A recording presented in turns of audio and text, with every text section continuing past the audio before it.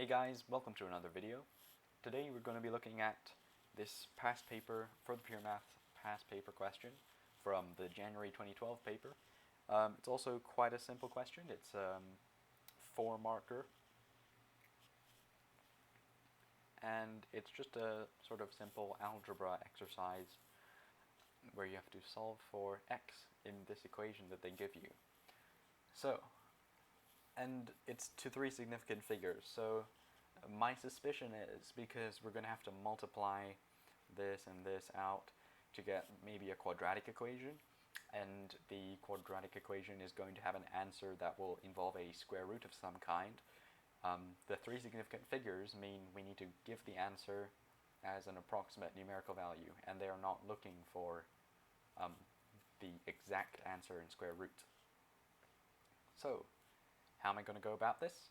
Well, this is the equation we're given, and I'm going to try and manipulate it in a way that lets us solve a quadratic, because that's my first instinct when I see this question, due to the fact that there's 2 different x involved terms on the denominators of the fractions. So let's just jump right into it. The first thing that I'm going to try and do with these denominators is to multiply them out. And what do I mean by multiply them out? Well, I mean by multiplying each numerator and denominator by the terms here. We can make these unlike fractions into like fractions. So let's just do that first. If we have x multiplied by x plus 2 over x plus 1, which is our first term here,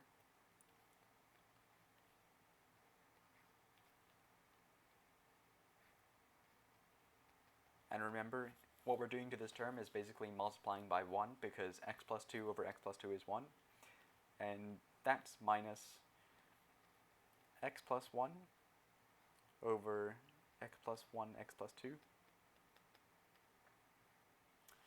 because we've multiplied this second term by x plus 1 over x plus 1, which is equal to 1, and this whole expression is equal to 2. And there really should be brackets here, because that's not the same thing if there's no brackets. So now we're going to multiply these brackets out, rather. We're going to expand what happens when they're multiplied together in order to get a clearer picture of this equation. So firstly, x times x plus 2, well, x times x is x squared, x times plus 2 is plus 2x, over x plus 1 times x plus 2. So first, inner, outer, last, or FOIL for multiplying 2 brackets. Our first term is the first term here, x, multiplied by the first term here, x, which is x squared.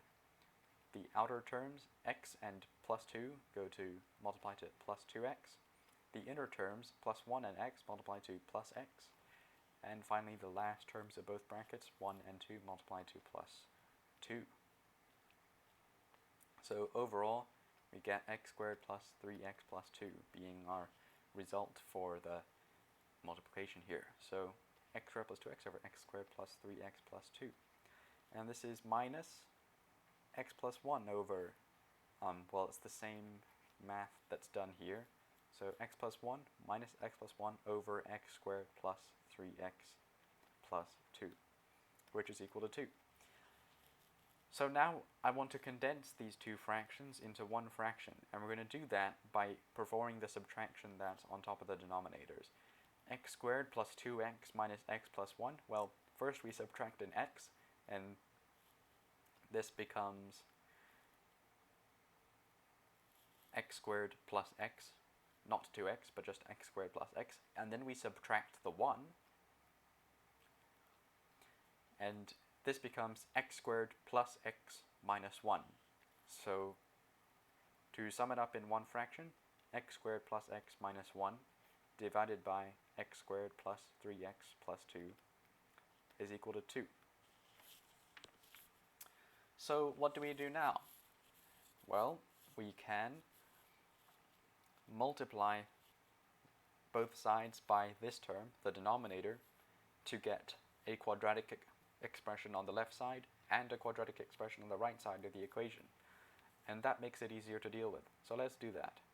X squared plus x minus 1 is equal to 2 multiplied by x squared plus 3x plus 2.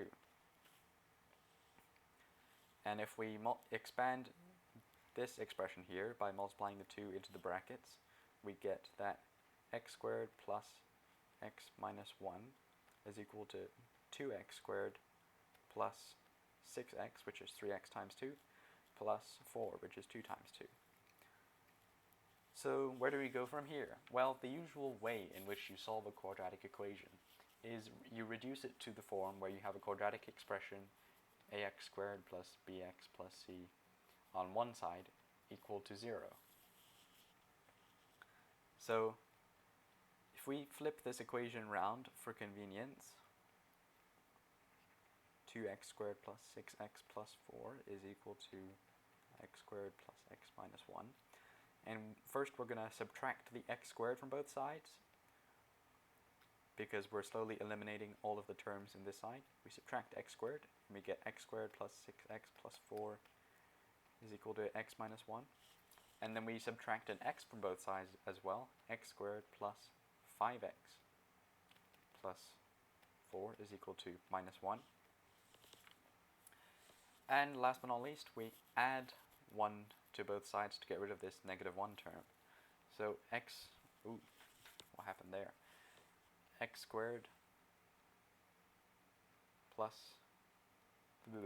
x squared plus 5x plus 5 is equal to 0. Now, what you would usually try and do is factorize the quadratic into two terms in the form x minus a, x minus b.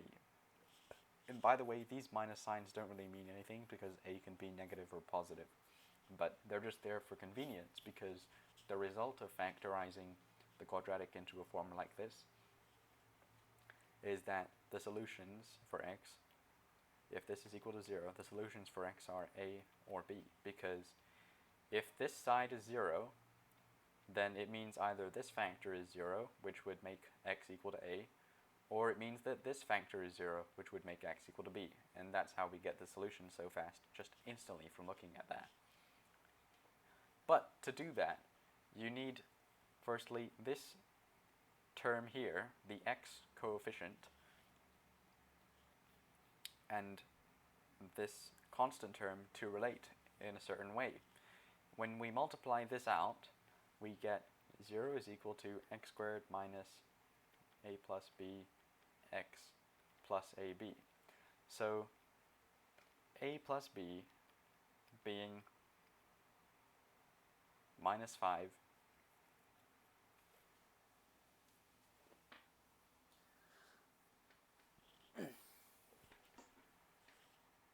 or positive 5 usually, because you often see the equation done in this way.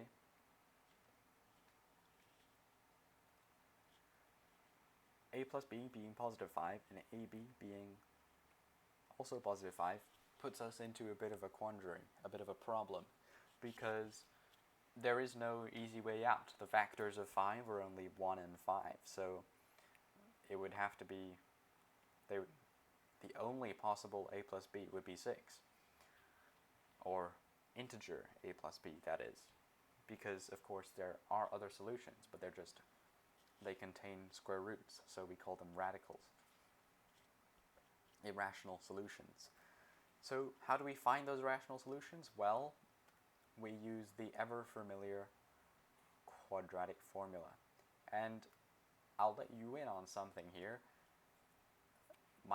I would like to clarify that my explanation here is just telling you why I'm thinking to do the question in this way. Because once you saw that the question asked for 3 significant figures,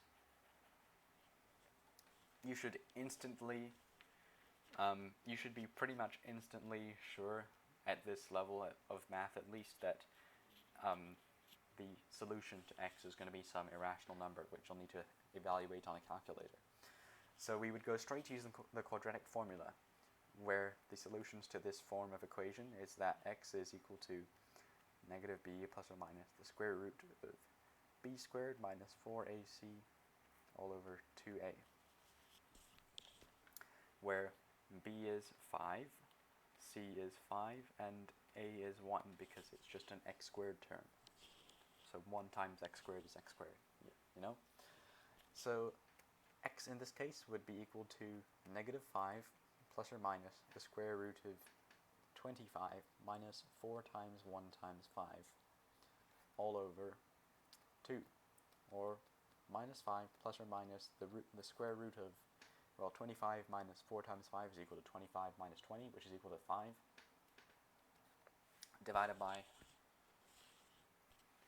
2, which this would be a valid solution in most cases, but we are asked specifically to get our answer to 3 significant figures.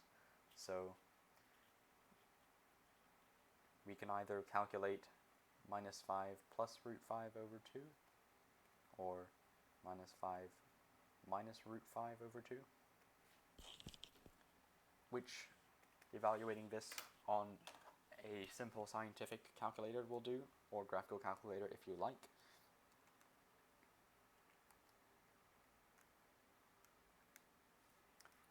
Brings us to, firstly, minus 1.381966 blah blah blah, and